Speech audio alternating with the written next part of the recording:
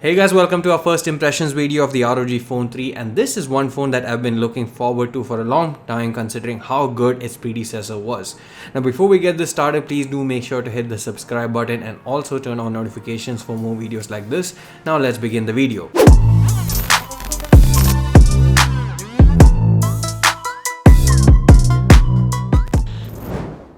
Let's start by talking about the design itself, and the ROG Phone 3 is a very large device just like its predecessor. Now this is due to few main reasons, and the primary one of which is the fact that the design is very much similar and carries a gaming-like aesthetic like its predecessor, and also to ensure the fact that its accessory ecosystem is cross-compatible and anyone who owns a bunch of accessories from the ROG Phone 2, for example, can use the same accessories on the Phone 3 as well. Apart from that, you have a 6.59-inch AMOLED panel, which is the same as last year, but of course they've improved it several different ways in terms of the actual specifications, considering you get a faster 144Hz refresh rate, 1 millisecond of response time, 270Hz touch sampling rate, and 25 milliseconds of touch latency, as well as 1000 nits peak brightness and 113% P3 gamut as well. So overall, a display that seems to check all the boxes that a gamer or creator would ever want, and one that seems to be good so far in our experience. Now I'm not sure if we can actually tell the difference between 144Hz and 120Hz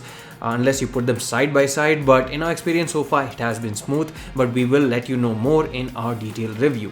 Now again, coming back to the design itself, you also have stereo speakers at the top and bottom on the front around the display, as well as no notch or cutout whatsoever in order to prevent ruining the gaming or viewing experience. What this means is that the bezels are a bit large, and considering the large display as well, the overall footprint of the device is also quite a bit large. Now one advantage compared to the ROG Phone 2 is the fact that this looks a bit more subtle in terms of the gamer aesthetics, as this has lesser sort of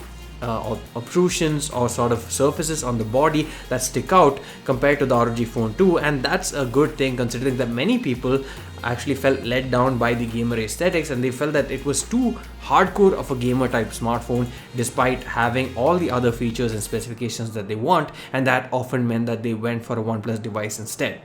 As a result, in terms of handling too, it feels much better, and the Corning Gorilla Glass 6 at the front and back also give good grip overall despite having a glossy finish, and the sides also have a matte texture along with several different ports. Namely, at the bottom you have a USB Type-C port, and you also have a proprietary port on the left which also houses a USB Type-C connector, so you can actually choose to charge using either the left port or the one at the bottom, and this time around you also need the additional port in order to use the audio while actually charging a device, considering there is no 3.5mm audio jack. But this time around what they've done is actually bundled a Type-C to 3.5mm audio converter, so you can make use of that in case you already don't have one.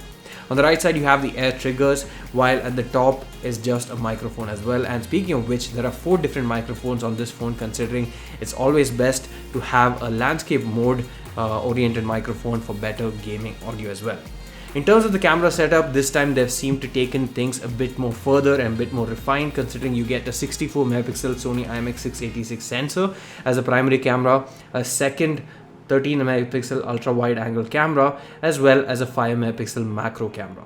At the front you also get a 24 megapixel f2 camera, and overall in terms of the image quality we are quite pleased from what you would expect from a gaming phone, and considering that this runs on a Snapdragon 865 Plus chipset, a Gcam mod should do wonders as well. Now speaking of which, the 865 Plus should give you better performance, be it for gaming, multitasking, or any heavy tasks. And you get to choose between 2 options, either with a 128GB of storage and 8GB of RAM, or 256GB of storage and 12GB of RAM, both of which come with UFS 3.1 storage and LPDDR5 RAM.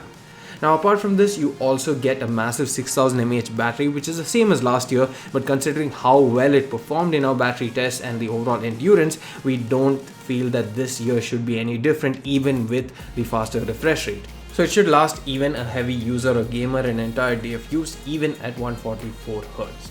Now this comes with ROG UI with Android 10 out of the box, and one neat little addition that we found when we unboxed the device was the fact that this had an AR game built into it, which if you play, you unlock a special live wallpaper as well, and here's a quick preview of it. That's it for the first impressions, guys. Overall, it seems like Asus have really tried to push the envelope with this, and while it may seem that it's not as big of a jump as it was from the ROG Phone 1 to the 2, at least on paper, it seems like they've actually thought about every little detail that they could improve upon, considering that the ROG Phone 2 was already a great device. Now, we will save the rest of our impressions for our review as well as camera review and gaming review, so do stay tuned for that, and we will publish it as and when the embargo lifts. But right now we can only bring you the first impressions, which is why we decided to bring you this video as well. Thanks for watching this video. Please don't forget to hit the subscribe button. See you again in the next one.